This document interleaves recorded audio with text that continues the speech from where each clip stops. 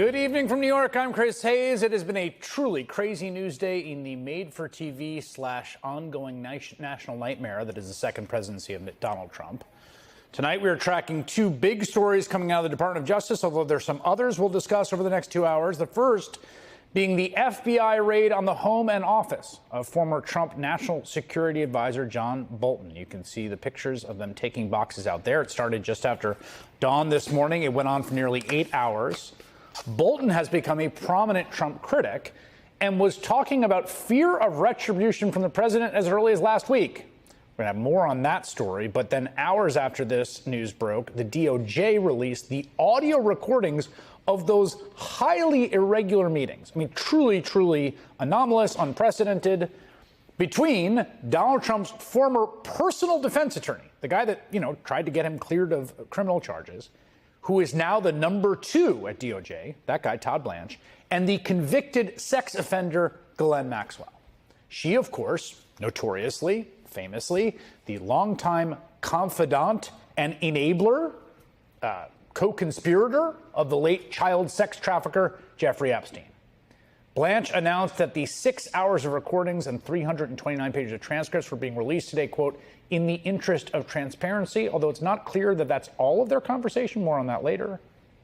Missing from the transparency, of course, is the obvious question, why on earth would the Deputy Attorney General take a private meeting with a convicted child sex trafficker who his boss, Donald Trump, has ties to, and then, as soon as she tells him what she told him, gets upgraded to a lower security federal prison?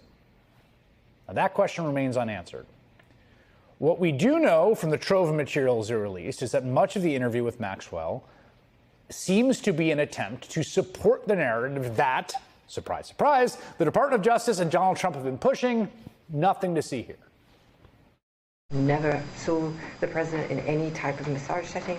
I never witnessed the president in any inappropriate setting in any way. The president was never inappropriate with anybody. In the times that I was with him, he was a gentleman in all respects. If there's one word that comes to mind with Donald Trump, of course, it's gentleman. He was a gentleman in all respects. But here's the thing. Maxwell did not stop there. She went on to tell the Deputy Attorney General of these United States that she, the lady who was charged with conspiring with Epstein to abuse minors, who's convicted of that and doing time for it, that she, get this, ready for this? That she never saw Jeffrey Epstein engage in anything that was non-consensual. At some point, he was getting massages 7 days a week, sometimes multiple massages a day. Women have said that were there, that say they were there giving him massages, said that those included some sort of sexual conduct, however you define that in the broadest sense, not just a traditional massage regularly. So what did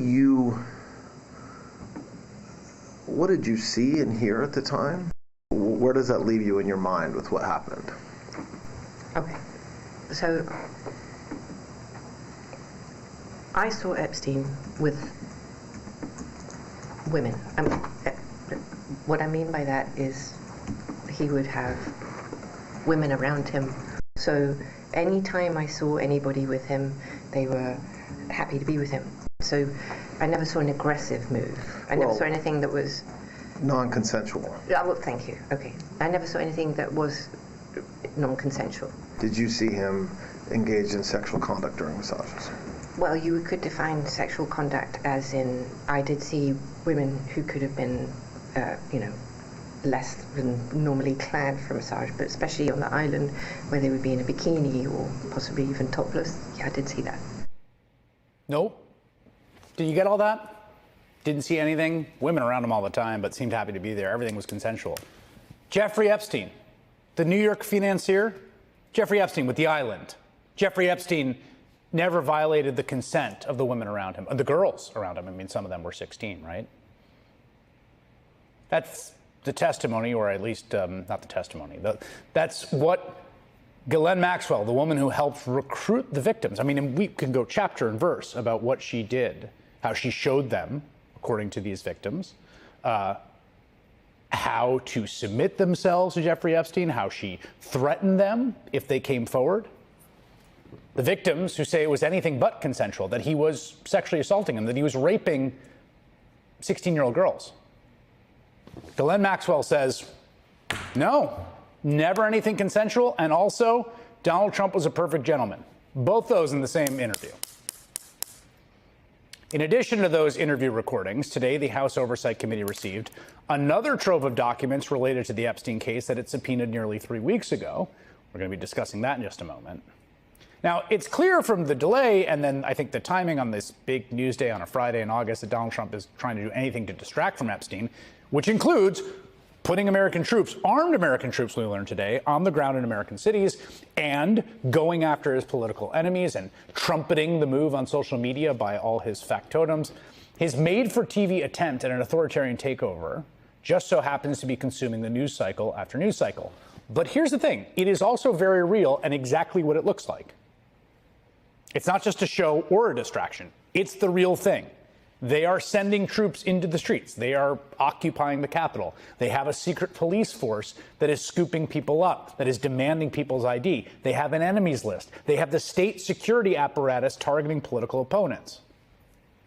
In fact, we're being told the FBI search on John Bolton's home and office was part of a, quote, national security investigation in search of classified records. A source familiar with the matter confirmed to NBC News. But since his time in the first Trump administration, Bolton has come out as a vocal critic of the president. He appeared on TV just last week talking about the fear of retribution over his willingness to speak out. You're obviously on his enemies list, at least Kash Patel's enemies list. Are you worried that they're going to come after you in some way? I mean, he's hinted at it before. Well, I think he's already come after me and several others in withdrawing the protection that we had for from the Iranians for the attack on Qasem Soleimani. So I think, and I said in the new forward to the paperback edition of my book, I think it is a retribution presidency. There's little Donald Trump hates more than people he perceives to have turned on him. So he's wielding the power of the state to make an example of John Bolton, right? To instill fear and seek retribution. It's what happens when a strongman or a dictator lose popularity and control, is that they grow more dependent on fear and force to maintain power.